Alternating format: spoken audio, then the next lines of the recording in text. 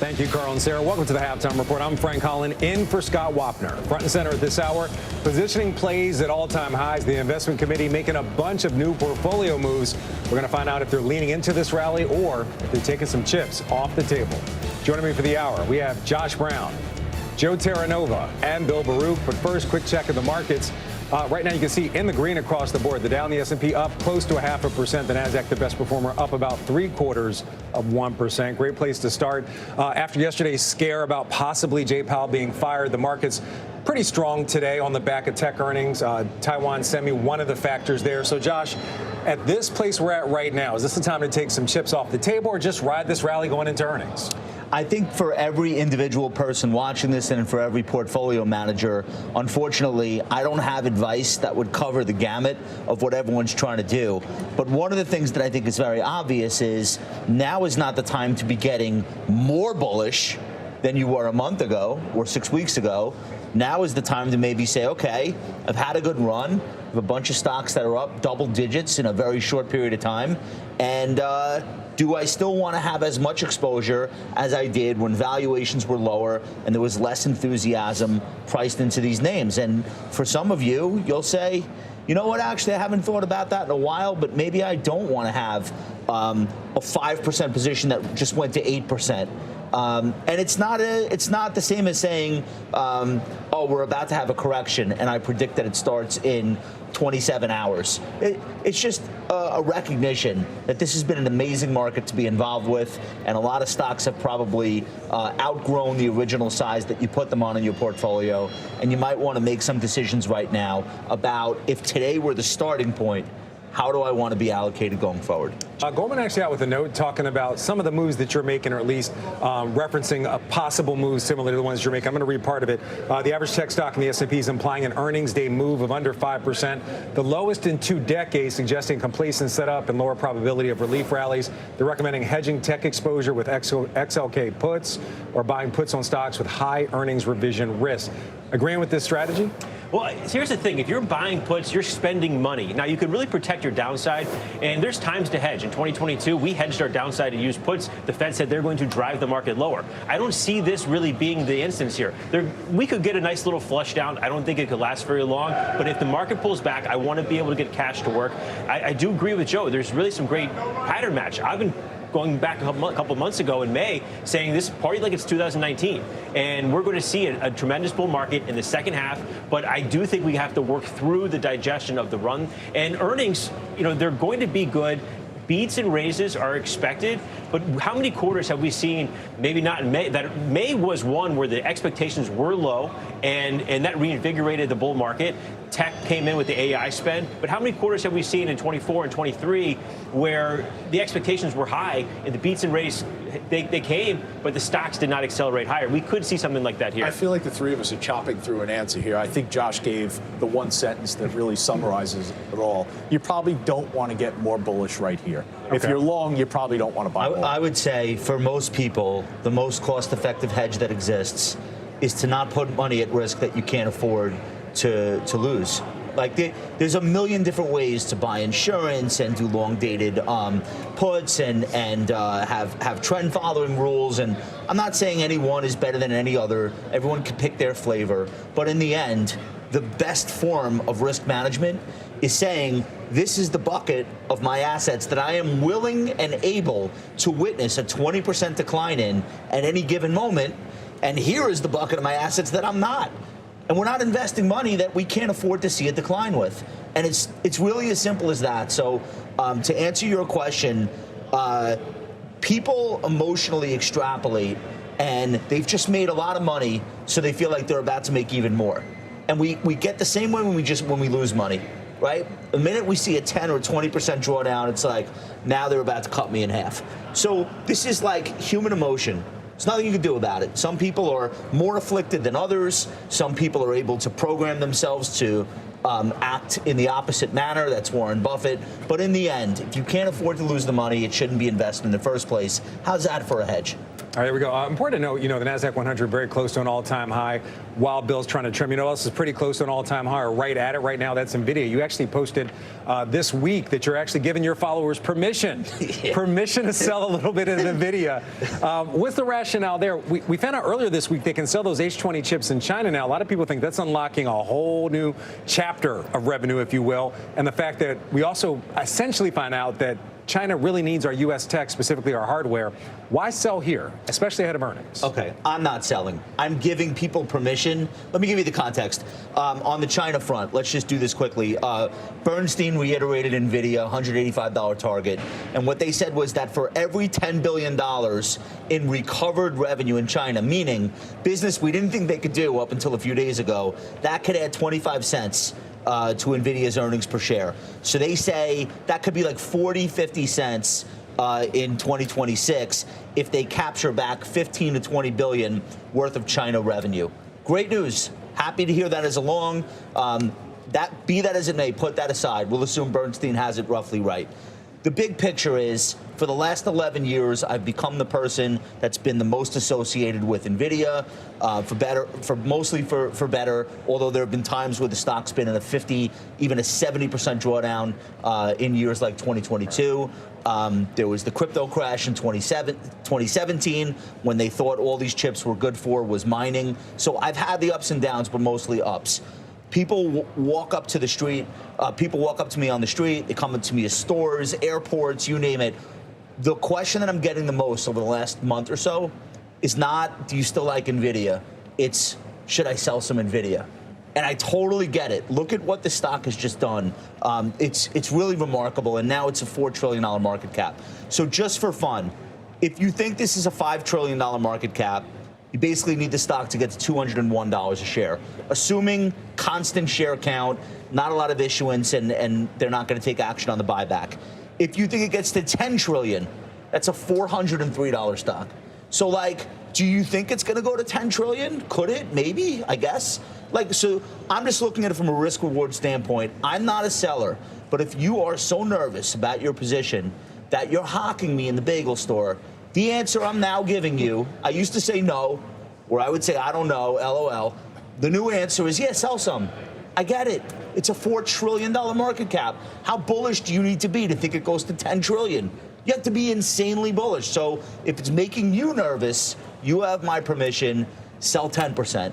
Sell it. I don't care. A few points. So you're not selling, but you're saying if this is a place to take profits, it's okay in your mind. I've sold on the way up on 2 occasions. Okay. I'm not selling anymore. So also, whatever my position is now, this is what it is. I think you and Kramer might have to fight it out over the title of most associated with Nvidia. I mean, you have a dog named Nvidia? That's a different topic. I feel like we're spinning. Josh does not have a dog named Nvidia. I'm going to answer for Family, him. I came on this show in 2015 and I said Nvidia should be in the FANG. And that's when Netflix was the N.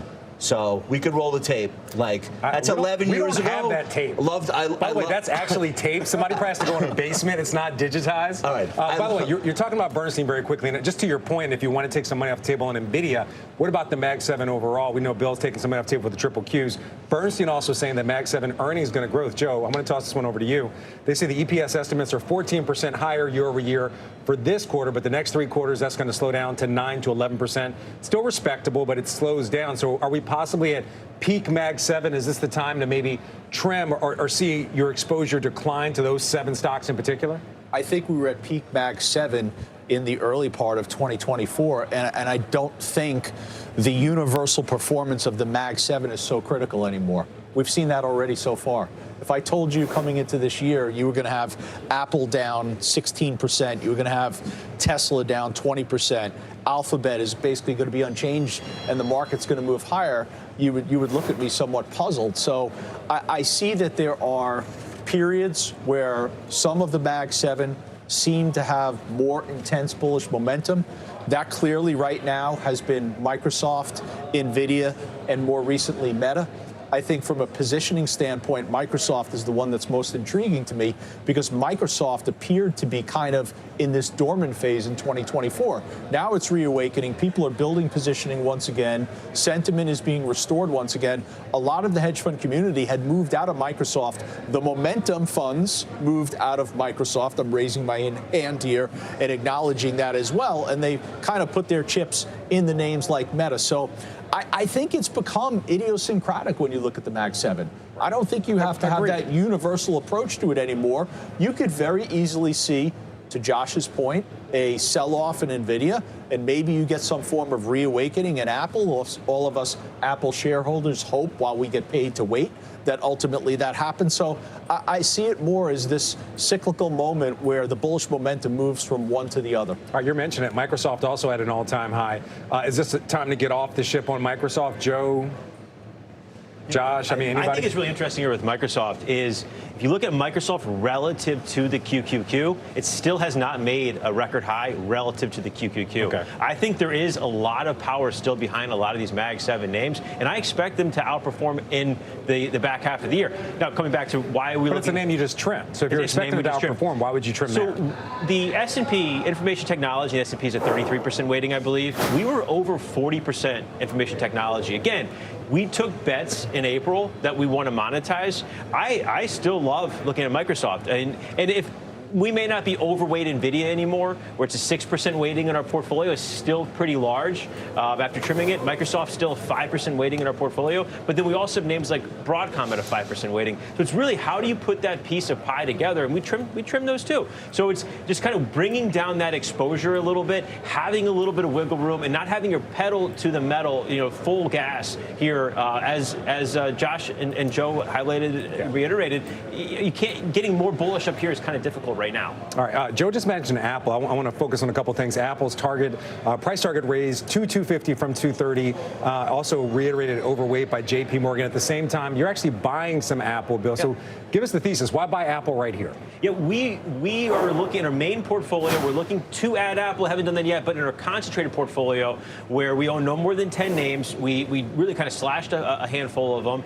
And Apple, which we've been underweight. In our main portfolio, we're at weight like 3% in Apple. And this concentrated portfolio, it's been on the bottom half of it. So we wanted to increase the weighting here. If you look at, I just talked about Microsoft relative to the Qs. Apple relative to the Qs is going back to really like the 2021, 2022 lows. There's a lot of room here. Now, Apple's also unloved. And I'll tell you one thing that's continued to work for me over the last few years is when Apple's unloved, you close your eyes and you buy it. And that's what we're doing here right now. And I expect to be buying more Apple in the coming weeks. I like Bill's move. This is a name that's down 16%. It is the second worst performer out of the S&P 20. It's very rare that Apple is the worst of the mega cap stocks, or one of the worst of the mega cap stocks. The only one worse this year, Joe mentioned, is Tesla.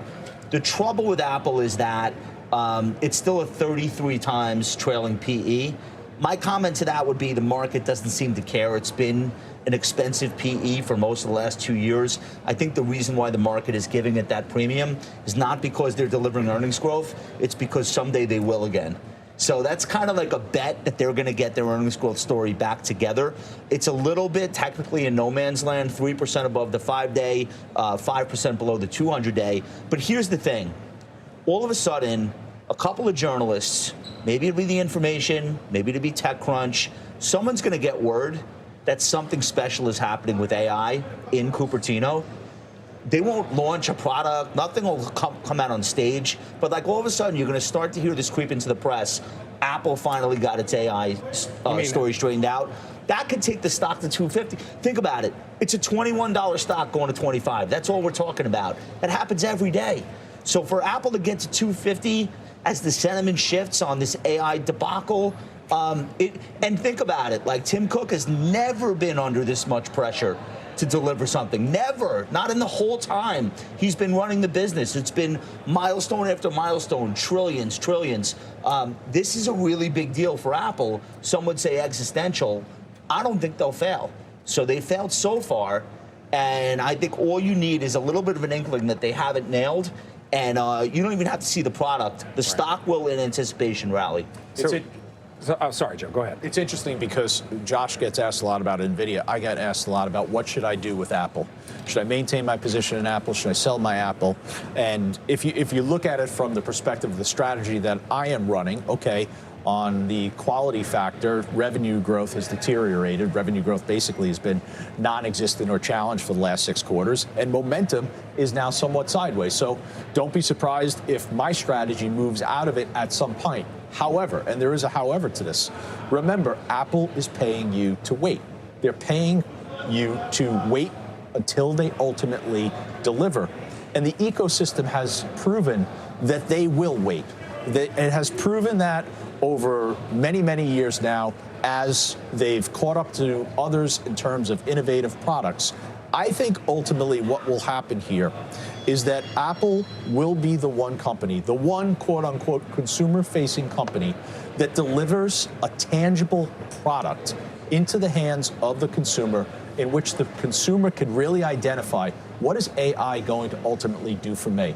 I think at some point Apple gets there, whether it's by buying Perplexity, which would be... Well, that was going to be my next question. Is that maybe the special thing that you think could happen? I don't think anyone knows the answer to that. I think a lot of people would like to see that happen.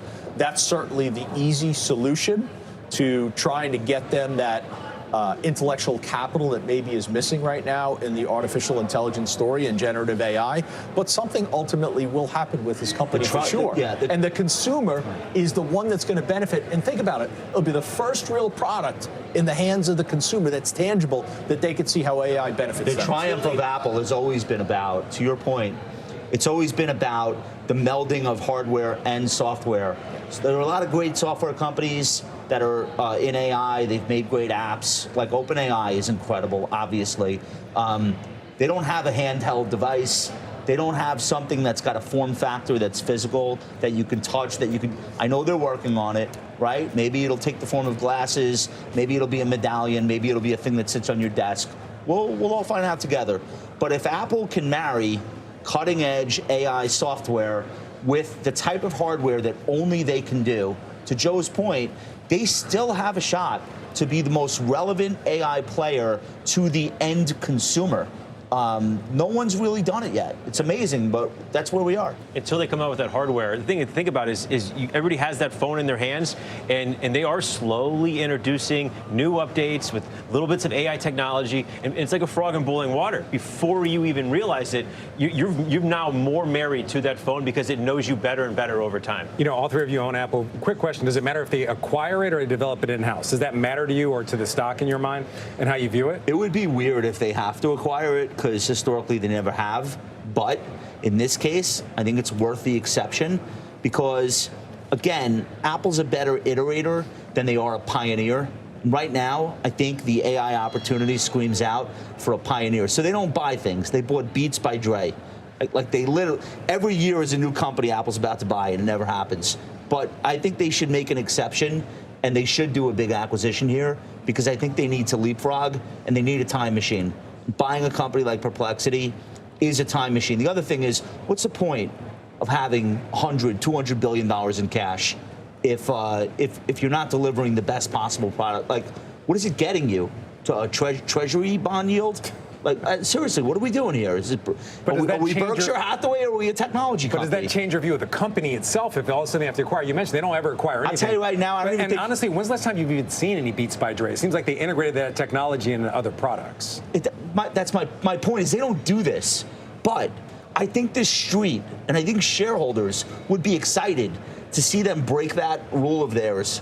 And I don't even think the valuation would matter. I think the stock would trade higher because they have so much cash, and it's on the surface, it appears to be doing so little for them. Look, I heard so many years ago that would reference Apple should buy Netflix because Apple is behind in streaming. They probably should have. They probably should have, but okay, they ended up okay. Apple TV's not so bad. The same thing can be said as it relates for music. They should buy Pandora or Spotify. Okay. Apple Music's not so bad either. So they come around eventually, and they deliver to the consumer what the consumer is going to find usable and productive. All right, let's move on to some of Bill's other moves. You made some moves in the industrial space. Kind of walk us through that. We saw, a lot of hype about the AI trade. Obviously, that's the secondary play there in the industrials. Let's talk about your moves. You trimmed Caterpillar, Mastech, and also Wabtec. Why don't we start off with Wabtec, because you and Joe both own this one. Why trim Wabtec right now? We're hearing a lot of talk about possible rail consolidation. Is that the motivation? No, it's a 3%, nearly a 3% weighting in our portfolio. It's still about a 2.5% weighting in our portfolio. We trimmed a bunch of names by 10%. Industrials in particular, we've seen a tremendous rotation into industrials. And we've actually, a couple months ago here, I was talking about industrial renaissance in the sense that industrials are outperforming despite manufacturing PMI and contraction. I think a lot of this has already started to play out. But again, what we're just doing is monetizing this move that we've had. Wabtec is up 45% off its April lows. The industrials are up quite a bit, 15%, 16% year to date. We're just bringing it back to weight as a sector within our portfolio. All right, Josh, I want to get to one of your moves as well. This one in the pharma space, it's Pfizer. You've been a long time holder of Pfizer. You decided to change your position there. What's the motivation? Do you know how hard it is to find a stock as bad as Pfizer? Like in the last couple of years, I managed the impossible. I haven't really lost a lot of money here. I think my initial purchase was like 28, but it's a loss nonetheless. But the way I think about these types of things, it's a loss relative to the overall market having gone up so much, which makes it even worse. And I stuck to my guns on this for no reason. I'm not really a value investor, but I just felt the stock was so hated and down so much that it was a relatively low-risk entry, and at some point, they'd find a way to turn it around. I was right about the low-risk entry part, but I was dead wrong. There is no turnaround. Maybe it'll happen starting today, now that I'm no longer in the stock. I've seen that before, too. But look, the problem here is opportunity cost. I'm only going to have so many holdings. I'm only going to have so much capital for equities, individual stocks, and this just does not fit with my strategy. So as much as I would have loved to have come on the show and said, remember I told you Pfizer 28? Look, I was right. The company's turning it around. The stock is 40. I don't get to do that. I was dead wrong. I'm out of it. It's somebody else's problem now, and may God have mercy on their soul. So healthcare, I think, is the worst performing sector year to date, somewhere down around 3%. The other side of that, to Bill's sale in Wabtec, industrials are up 14%. I think industrials are the leading sector so far year to date. Wabtec reports earnings, I believe it is next Thursday. I'd kind of take a wait and see approach on that. Another name, and a lot of people own industrials right now. We have a significant overweight to it. They are working. It's not just Uber. It's Caterpillar. It's Boeing. It's GE. It's a lot of names that we haven't really thought about in the past. One of the names that we own is Quanta Services. Ticker symbol is Power. There was some conflicting analyst reports that were put out recently on this. One was raising the price target. I'll read it right off here. Bank of America raises the price target to $440 from $370, and then on the other side, BMO downgrades it. I think it's important to understand with this company what a critical sweet spot they're in fundamentally. Think about where we are in this country in terms of the power grid. This is the company that actually helps bridge the gap in transition from the renewables to the traditional energy, and they are serving the industrial and commercial community for the grid itself. To your point, though, President in Pittsburgh this week talking about power, energy, and everything else. By the way, on that BMO downgrade, they actually raised the price target but lowered the rating. So it's kind of like a mixed report there. All right, coming up here on halftime, the countdown to Netflix earnings after the bell. Everyone on this desk, they own it. We're going to give you the setup. Gosh, what is the bar? We don't know what the net subscriber ads are going to be anymore. They're not going to include those. So in your mind, why is that good? Because it's what are we doing here? Or when we're putting out information to the street, are we trying to give investors information that would be helpful to them if they're investing? And if that's the case, this game of how many sub ads were, as opposed to how much money is the company making. So I think that should be the focus. $7.08 in earnings per share, $11 billion in revenue for the quarter. The problem with a lot of people commenting on stocks is they've never run a business before. People who have run businesses the way that they're running Netflix understand that in any given quarter, there's going to be ups and downs in things like how many people in this tier, how many people in that tier. That's natural and normal. To have the stock be punished by 20%, which is something we saw in 2022, almost 20% in one day, over missing the new subscriber number by 2 million subs. It's childish activity. Apple got rid of the handset reports. Nobody cares anymore. Everyone forgot about that. And there's no reason to focus on how many added subs in any one quarter. Focus on the profitability, focus on the revenue growth. They should be reporting a 16% year-over-year jump in revenue this week. They should be reporting a 45% increase in earnings per share. If they can do that, or anything close to that, do investors need to worry? How many people in Spain are on the ad-supported tier this month versus last? I don't think so. I mean, if that doesn't matter, but what about average revenue per user, things like that? Do any of those matter to you, or is it just net profitability, net revenue? Guidance. Guidance? Free cash flow, margins. Yeah, the margins is going to be the big thing here. Look, like there's no question that like transparency is good. But what Netflix has done successfully is they've retrained the street to think about this as a business and not as a game of who could guess the number right. Like we're talking about jelly beans in a jar. Apple was able to successfully do that. I applaud them for it. So look, the way I think I'm long Netflix, I'm going to stay long into the print. A lot of people miss this. If you missed it, you should hope for the analyst community being quote unquote disappointed and give yourself an opportunity to buy it. If the stock pulls back 7-8% on earnings. Let's get to some stocks on the move. United Airlines out with a new 2025 forecast. Joe, we were actually just talking about this yesterday. Your take on the quarter, shares are up about 1 1/3% right now. I'm not going to sound overwhelmingly excited about the airlines. We've owned airlines in the ETF before. We have United Airlines now. I know Jim Lebenthal gets all giddy about airlines and Delta, which has done really well. Congratulations, Jimmy. Stock up a little bit today, up on the premise that the business traveler returned. There was this inflection point in the month of June. Scott Kirby identified that. I think the stock was up 4% at one point. I see it now up about 1.25%. So I think when you look at the airlines in totality, there's this bifurcation. Discount airlines in a little bit of trouble right now. United, Delta, they have the more affluent and business flyer, and they're benefiting from that. To your point, premium revenue was up about 5.5% year over year. Also look at the insurance space, travelers' earnings, those beat, but the revenues, those missed. Joe, take a look at that chart as well. Again, I wouldn't make too much. Look, the insurance companies were 1 year ago. That's what we were talking about. When you're talking about the financial sector 1 year ago, it's, the pricing power for all of these insurance companies, Progressive, Chubb, Allstate, Travelers. We've seen a little bit of a deterioration in the momentum, and ultimately where that has landed on the other side is as they've rolled over, you got a little bit of a modest lift. Catastrophic losses for Travelers, not as bad. Again, I wouldn't get too excited about what we're seeing here. All right, also looking at Berkshire Hathaway, under some pressure again this week. Josh, you own this one? I do. Look, there are so many drivers under the hood here at Berkshire. It's hard at any given point to know what's causing the stock to either rally or sell off, and that's the nature of the thing. It's a conglomerate. So you've got the railroad and you've got the cyclical exposure. You've got the utility stuff, which is more on the defensive side. Then you've got all the financial businesses, especially on the insurance side. And then, of course, you've got the investment portfolio, which still has its largest holding as Apple, even after all the sales. So I try not to worry on the day-to-day, why is it up, why is it down? This is part of my forever portfolio. I've been in the name for a very long time, as viewers of the show know. And I don't react to near-term volatility ever. Welcome back to halftime. Take a look at Joby. Josh, look at this chart right here. Up big this week, up more than 40%.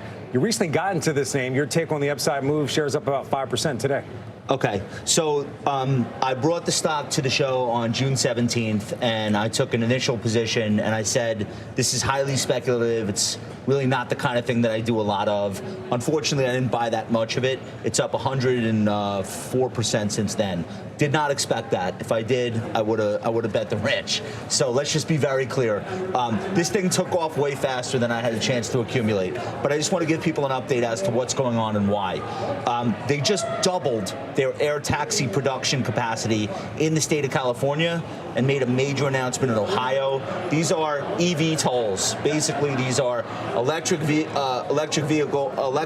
vertical takeoff and landing. So they are, think of it like a cross between a helicopter and a plane for very short trips. They just want to lift you up off the ground, bring you to your destination, drop you off. There will be a lot of uses for these over the next 10 years. This is the leading company in the space. Just delivered their first production aircraft to Dubai. They're running an EV toll trial in Dubai, where I guess the government's allowing them to do more than they could do here. So in the United States, the last thing they have to clear, the final FAA certification phase. That's the next catalyst. I don't know how much the stock rally is already pricing that in, but I'm going to remain long with my position.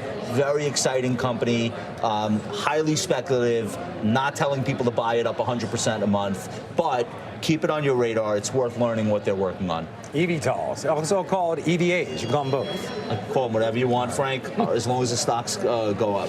All right, let's move on to Josh's best stocks in the market. What are you highlighting today? We wrote up Fastenal for the CNBC Pro subscribers. I like that. Yeah, this stock looks incredible. When you look at a long-term chart of this, it's just up and to the right. The buyers come in pretty much on every dip, and the trend line has been pristine dating back to early 2023.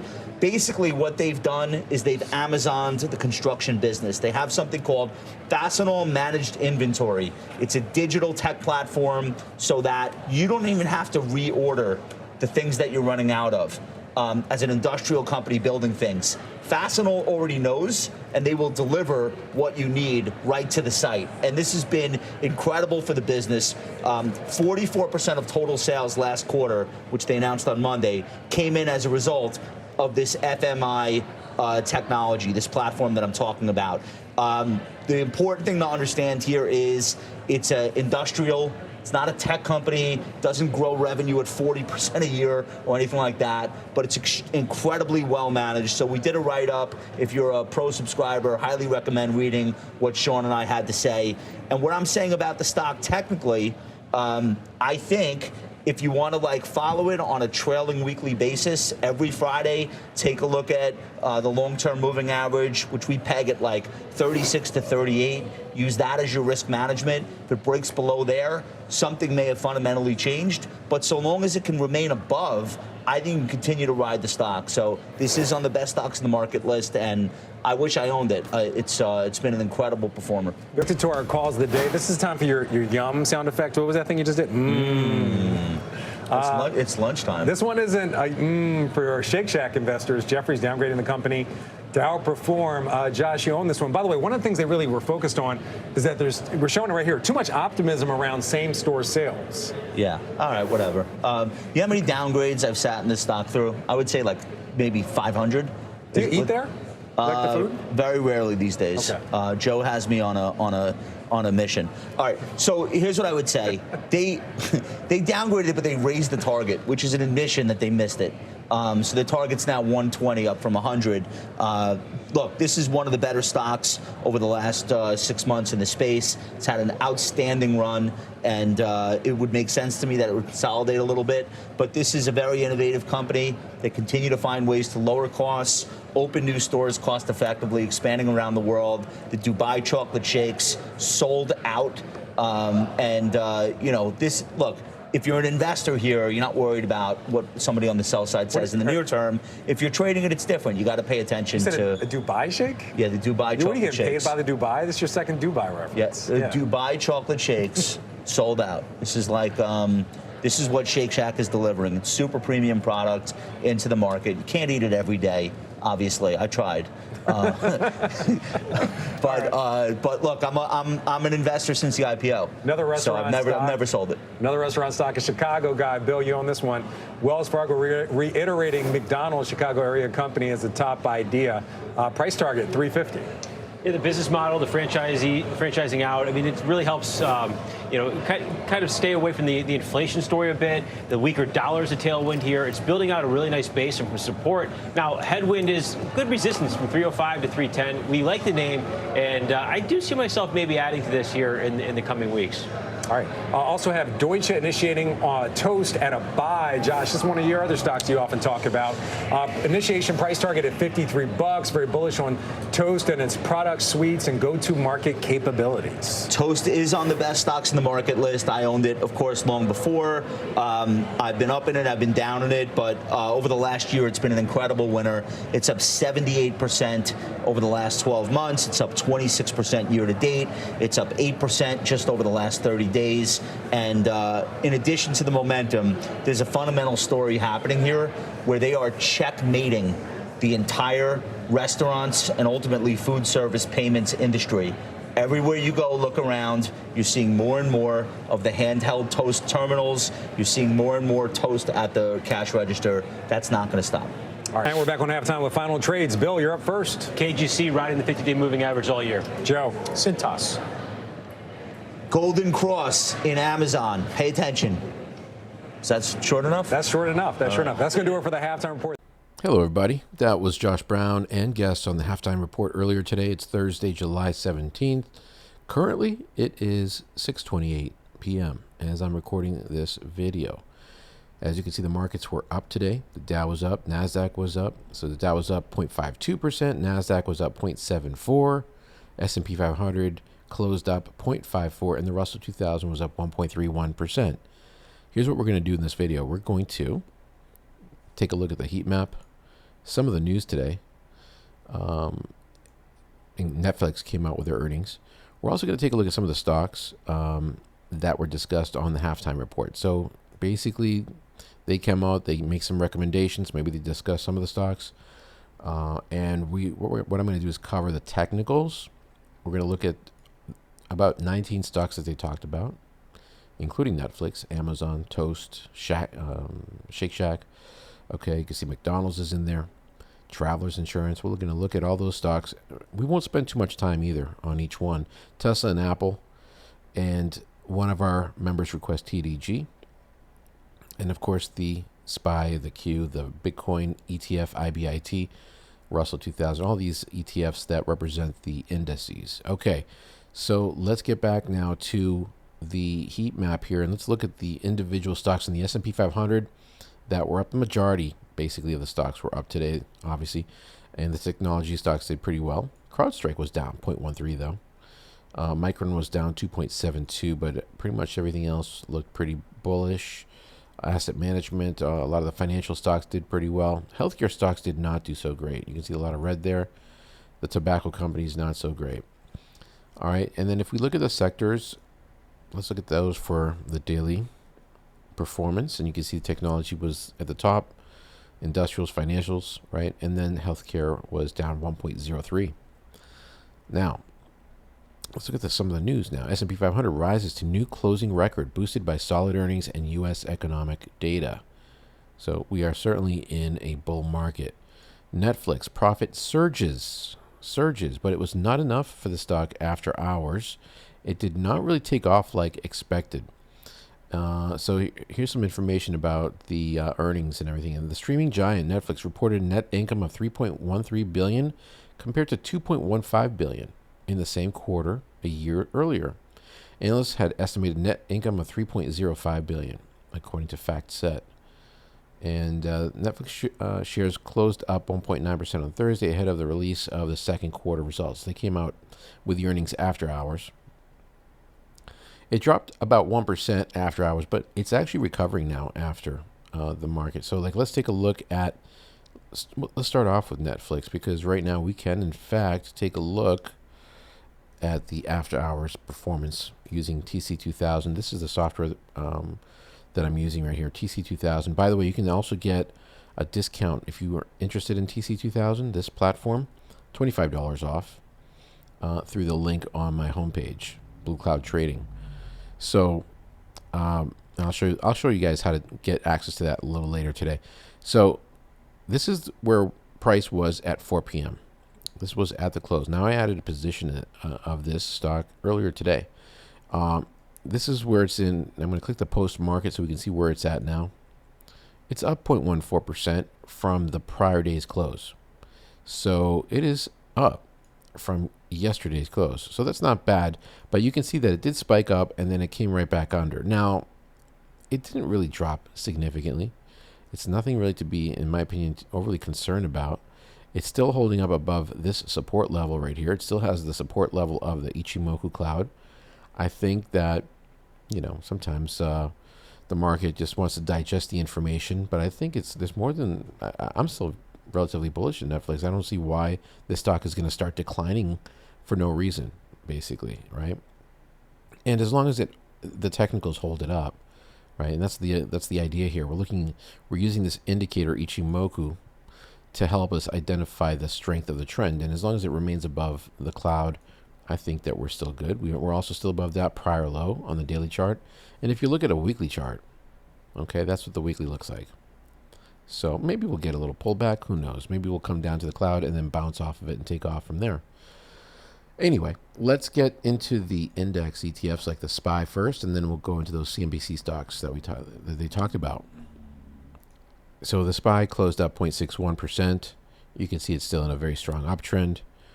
For those of you who are just coming onto this channel for the first time and don't really know what's going on here, this indicator, it's a Japanese indicator, originally incepted in the late 1930s, published in the late 1960s, and since the 1980s, we've been using it here in the United States.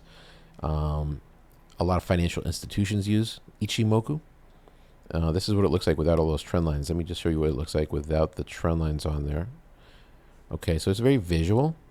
The idea behind it is to quickly identify, right? Ichimoku in Japanese stands for at a glance. And so if you're looking at a chart and you're looking at the price, which is these Japanese candlesticks here, what you want to do is see where those price levels are in relation to the moving averages, the 9 period, the 26 period. And unlike most moving averages that look at a closing price, these look at the midpoint of each candle. So that's the midpoint of the last 9 periods. This is the midpoint of the last 26. The white line that you see in the background there, that's today's closing price, but it's in a line form and it's projected 26 periods into the past, so you can see where it is in relation to the candle 26 periods ago. If that white line is above, that's very bullish. If the candles are above the moving averages, that's very bullish. If the green line is above the red line, that's very bullish.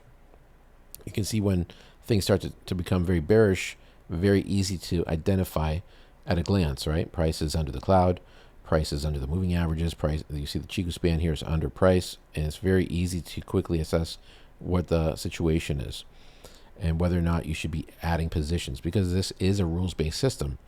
The Ichimoku cloud also projects into the future, which is kind of interesting.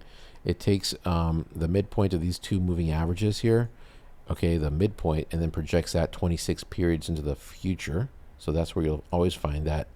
It's called the Senku span A. And then the Senku span B, the purple line, is the midpoint of the last 52 periods.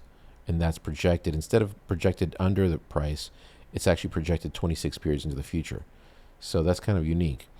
And as long as the Senku span A is above the Senku span B, that's very bullish. And so I've also plotted the 200-day moving average just so we have that as a reference point, and the dotted yellow line. Anyway, SPY looks good. Let's move on to the next one, folks. QQQ, very strong, very similar chart. Nothing negative here. Looks great. Nothing to do. It's just going to continue moving up, it looks like, for now. The Dow Jones had pulled back. Remember, I talked about this yesterday in yesterday's video. Price was under the Tenkan-sen, the 9 period, for 4 days. But I also mentioned that this was a very bullish candle, the hammer. I said it's more likely that tomorrow, which is today, price would be up. And guess what? It is up 0.65%. And I said the same thing about the SPY too, because the SPY also had a hammer. The hammer is a long wick on the bottom and a small body at the top, typically. All right, like here's the Dow right there. So again, I've showed this many times, but I'll just show it real quick. It looks like this right here. Okay, long wick, small body, and it's a bullish single candle pattern. And if you see that popping up after a decline, like you do right here, that's very bullish. FEZ is the Euro Stocks ETF. I said that was also developing a hammer, and there's a little hammer. You can see that right there. And it was up 0.30%, bouncing off that Kijun-sen and cloud. IBIT. Yesterday we had this, we had a spinning top.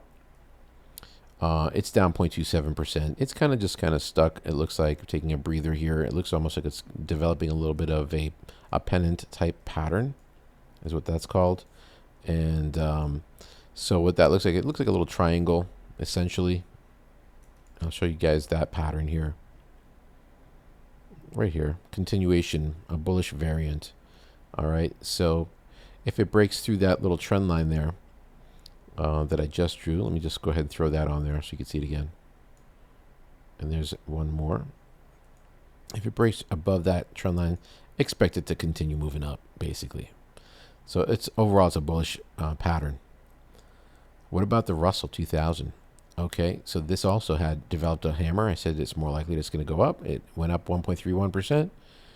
It's looking very bullish. A lot of volume coming in here. You can see that right there. The directional movement index became bullish. That occurs when the green line crosses above the red line that you see right there. That's also, okay, so that's a bullish sign too. So it looks good on the daily. But the only problem with the Russell is that on the weekly chart, it's still inside the cloud. And generally, you want to look at both time frames, the weekly and daily, so you get a more, I suppose, a better prediction of where price is going to be going. Like the SPY, for example, is above the cloud. It's a strong established trend on both time frames, the weekly. There's the Qs on the weekly. There's the Dow on the weekly. Europe, okay, the Euro stocks also on the weekly, still a very strong trend. So Russell 2000 is not there yet, but it's gonna get there, I think, eventually. So we'll see what happens. Now the VIX it dropped today, down 3.73%. It's under the 200-day moving average. Still all bullish, as you can see. Well, when I say bullish, we want to see the VIX, the volatility index, dropping, and that's actually bullish. It's an inverse reaction to the market. We want to see this dropping. When this is dropping, the fear is dropping out of the market. Okay, that's a weekly chart. Here's a daily. At these levels, that's very, very good. What we don't want to see is a spike. That will not be positive for the market. And usually that can take place from a news event, maybe a new tariff announcement, or maybe Wall Street doesn't like something that's happening, and that will spike the VIX. Or it could be a black swan event. A black swan event would be like something like, I don't know, it could be really anything from a CEO passing away, for example, in a major corporation. That could be a black swan event, especially if it happened in a large corporation, like a big company. That could, it would certainly affect that specific stock. That would be more of a black swan event for the company. But what else? War, geopolitical stuff basically can certainly cause that. All right, now let's get into the stocks here. Netflix on the daily chart. All right, like I said, we already talked about Netflix. I got in on this, when it got above the Tenkan. Now, like I said, it did drop a little bit after hours, but I'm not overly concerned. Here's Caterpillar, CAT, up 1.26%. And this one looks really good still. Look at this. It broke through that little level right there of resistance. Okay. It's up above that. I think that we're going to see a continuation here with Caterpillar. It looks really strong on the weekly chart too. And ooh, that's interesting. Let's draw that trend line because that's important. So here's a prior high right here. The high is 418.50. That's a level that we have to watch. 418.50. And I'm going to color it light blue because it's a weekly level. And guess what? We hit that target. We hit that target this week now. So it is under it. It's right at that level. So what I'd be waiting for is price to get above that prior high. That's an important level of resistance, folks. Once it does, that's all-time highs for Caterpillar, it looks like. All right. So we have been at that price before, back in 2024. All right. And then you can see what happened. It went from $418 all the way down to $269 in a very short period of time, right? About a year. And then now it's recovered, but the question is, can it break through that level? We'll see. Mastech Inc. Very bullish, right? Nice chart on the daily and on the weekly. I've got the ones with a little blue flag that represents the weekly and daily, right? So that on both time frames, these look very bullish. So I do like that. All right. So MTZ is a nice one. Engineering, construction, industrial sector. All-time highs on this one. WAB is Westinghouse Air Brake Technologies Corporation. They talked about that stock on the show. This one also gave us a nice buy signal at the close here, right above the Tenkan-sen. After a pullback, that's very bullish. I like it. XLI looks pretty good. That's the industrials ETF, up 0.92%. Very nice. TOST looks good. This is, Josh Brown's talked about this one many times. You can see that it found resistance right there at the 46.57 level. But then it broke through, right? So it's actually above it right now. It's at 46.62 by literally just 5 pennies. Now, the thing is, and I've said this before, when you see a breakout occur above a resistance level, if you get a reversal candle, which is what this is not, it's a red candle, and it's, there's a higher likelihood that this thing might pull back under. But with that said, if it can break above the high of that, then, okay, it will cancel it out. And then you can see that take off from there. So we'll see what happens on Toast. Amazon happens to be a stock that I own. I added it back on July 3rd. I'm still holding it, so it's relatively flat. It hasn't really moved that much. Joby, this one here, Josh Brown's final trade back on July 10th. But he was also recommending it he was talking about this one back on June 12th. If you go back to the video that I made, you can see him talking about Joby. So this was a good pick for Josh. And so we can go back in time and look to see on June 12th what the candles look like. Let's do that real quick. So it was around this candle right here, that one right there. So let me circle it so you can see it. This candle right there. That's the candle where he recommended the stock now, or he brought it up on the show. That's where it was. It was above the Tenkan-sen, it was above the Kijun-sen, above the cloud, and the 200-day moving average. Now, it basically pulled back a little bit here. You can see it, but it built a base. And notice how the Kijun-sen is always a great level of support. Okay, that's the daily chart right there. And then basically this stock has taken off from that level. It has moved up approximately 99.33% based on that high. Now since the beginning of the month though, since it got above the cloud right there, it's up 158.17% once it got above the Ichimoku cloud. So big move here for Joby. But just keep in mind that something that's moving up like this stock right here, where it's getting so extended, at some point it's going to probably reverse. And if it does, it's going to be a big drop very quickly, and it might be 10%, it might be 15%, it might be 20%, and it can happen in one day easily. So just keep that in mind. It certainly is a highly speculative stock, and there's no harm in having a small position in your portfolio, right? Just don't have all of your money in a stock like this, because then you're going to lose like 10, 15, 20% of your, or more, of your entire portfolio. That's why diversification is really important. Okay, Fastenal, FAST. Here's the daily chart. It's looking pretty strong.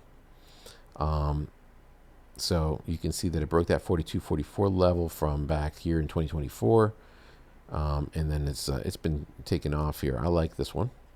Here's Shake Shack. Now Shake Shack has pulled back a little bit. You can see, but it did find support right at the Kijun-sen, and it developed a doji. So after it pulled back, if you get this, all right, at the bottom of a move, like you see right there, it might lead to a pop-up. So would not be shocked to see that. All right, so tomorrow I'd be watching Shake Shack. I wouldn't be adding positions here, though. You'll also notice down below that the negative DI is above the positive DI. All right, CTAS, Cintas. Now this one here was This specific stock was recommended, I think it was by Joe Terranova, if I remember correctly. He brought it up. The problem with this one is the fact that it, as you can see right here, you've got that trend line. It goes back to that candle, and look where it stalled right there. So it was a big day, 3.69% move. It's still inside the cloud, still under that trend line, so it's a no-go as far as I'm concerned. It's got some resistance above. You got the Chico span under price as well still. Has not proved itself. You also have a bearish future cloud, the Senko span A. Okay, that has crossed under the Senko span B. That's bearish. Not good. So we'll see what happens with CTAS, but it certainly had a big day today. So it was July 7th. It's July 17th, so that's the day that earnings came out. So maybe we'll see a continuation tomorrow. KGC, but the question is, why did it stall right there? That's the question. KGC, Kinross Gold Corporation was Bill's final trade, Bill Baruch's, and it's stuck inside this box still. It's also there's a lot of consolidation happening. I would stay out of that one. McDonald's is under the Ichimoku cloud on the daily chart, so I would not be adding a position here. It's also under the 200. Berkshire, look at that downtrend. So now I think that you guys can see what I'm talking about, how easy it is to quickly assess at a glance that you should not be adding a position here because it's under the cloud. So you just can skip it. And that's the beauty of it. You don't really have to spend that much time. Now UAL is above the cloud on the daily.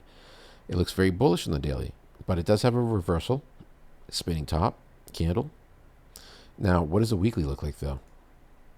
All right, so weekly, we're in the beginning stages where it might start to take off here because we've got a bullish future cloud. The Tenkan-sen crossed above the Kijun-sen, but the Chico span is still under price. But United Airlines, I like it, except for the fact that this is still under price. And on the daily chart, we've got that reversal candle.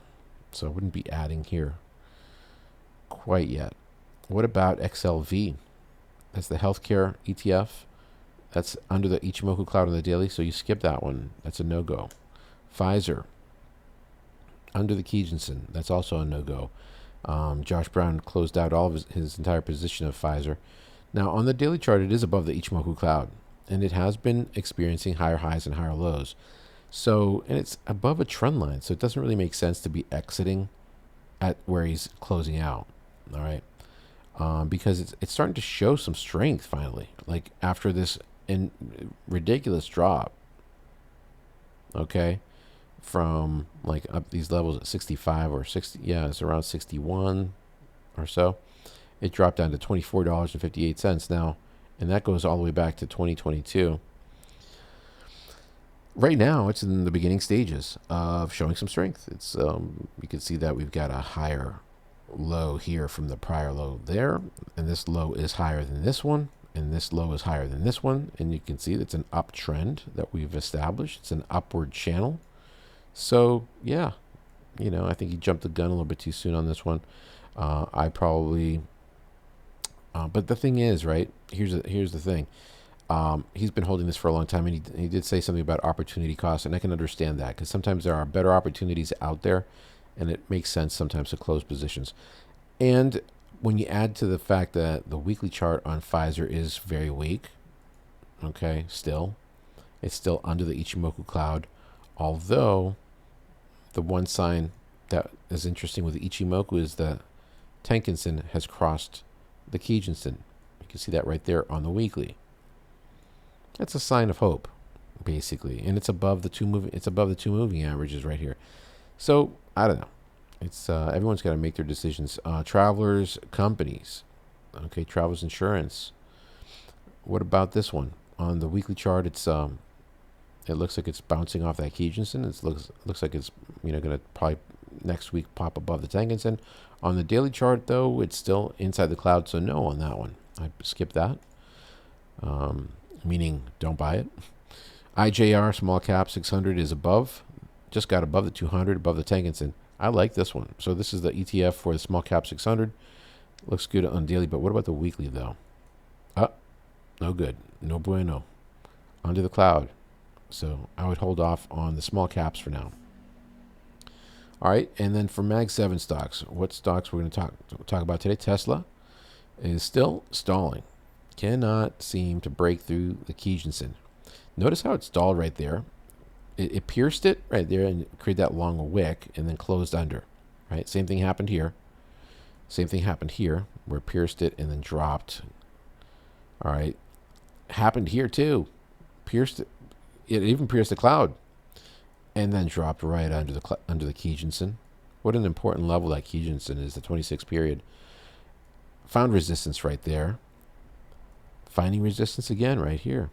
So I would hold off on Tesla. Obviously, that's the weekly chart, and here's the daily under the Kijinsen.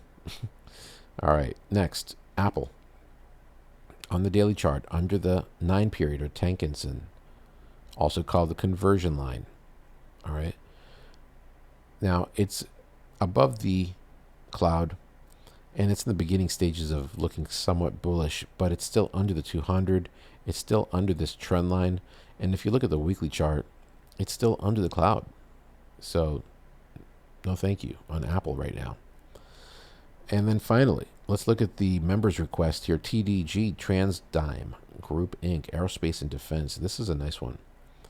This industry has been doing quite well. I've got some stocks in the members portfolio in this space that have been doing fantastic.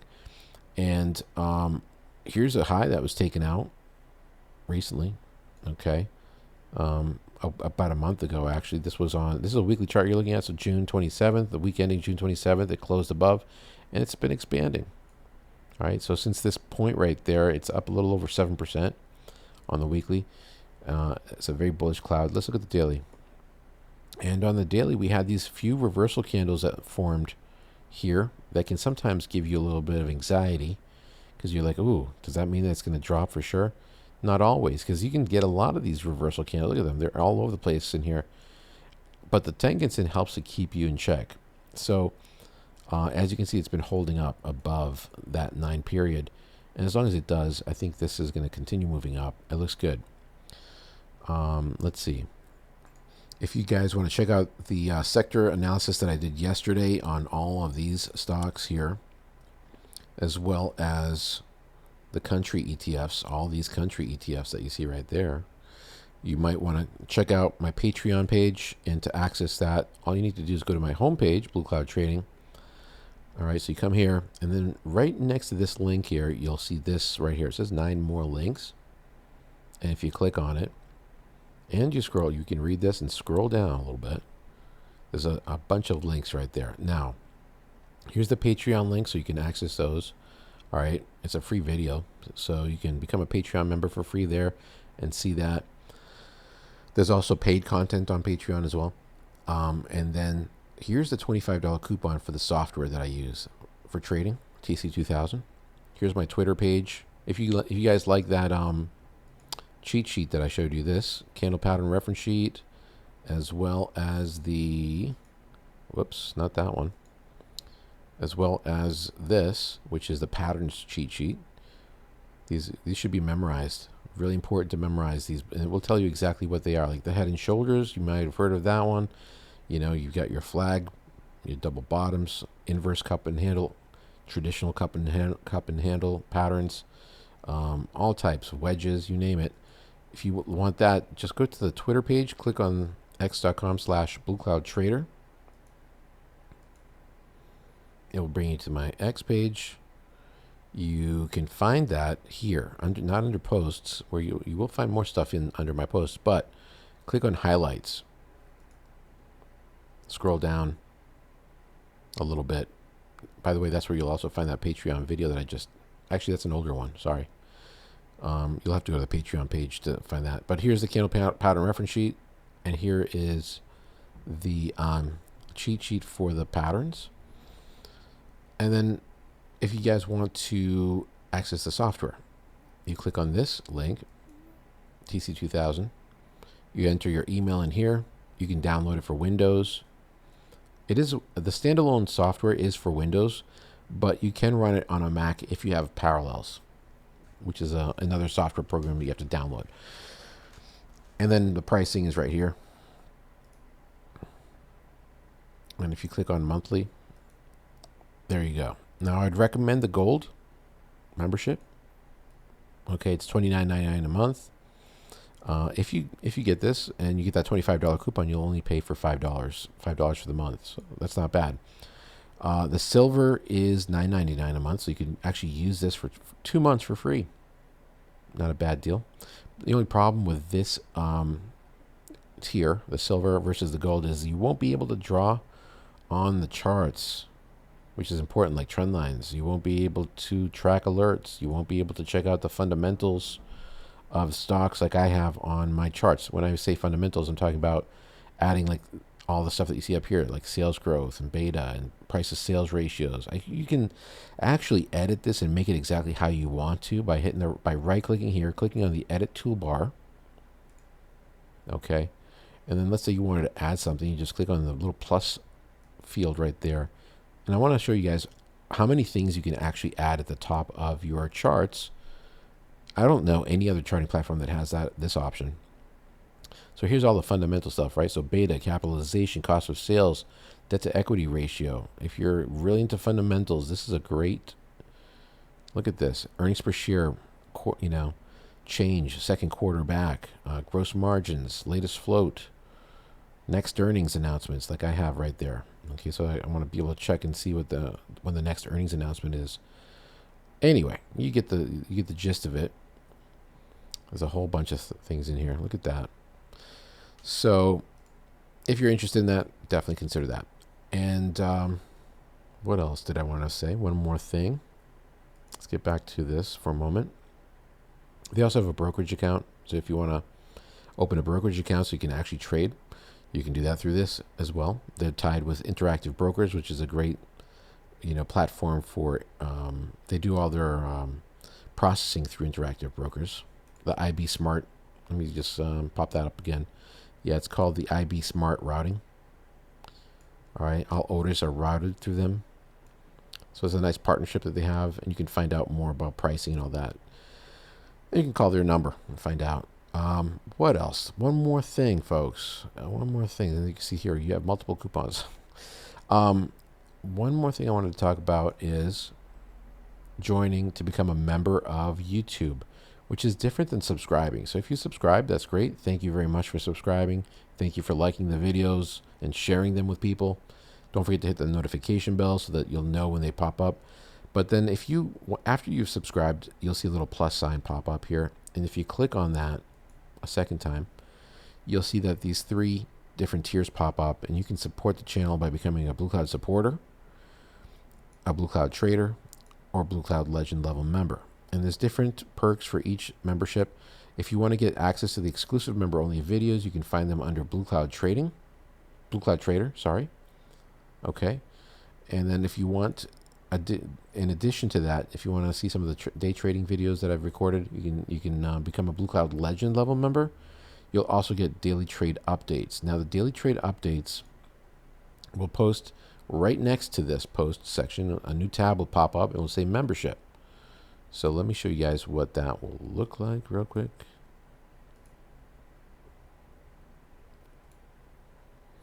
Okay, so here it is, and you can see that it is right there, membership, right next to the posts. This is, you click on that and you'll be able to access those posts, and you'll also be able to, like I said, access them by scrolling down. You can find all these videos, the member only videos. You can play all of them. There's tons of videos in here, and I go over my entire portfolio. All right. That's it. Thank you for watching. Thanks for supporting. I'll catch you all in the next video.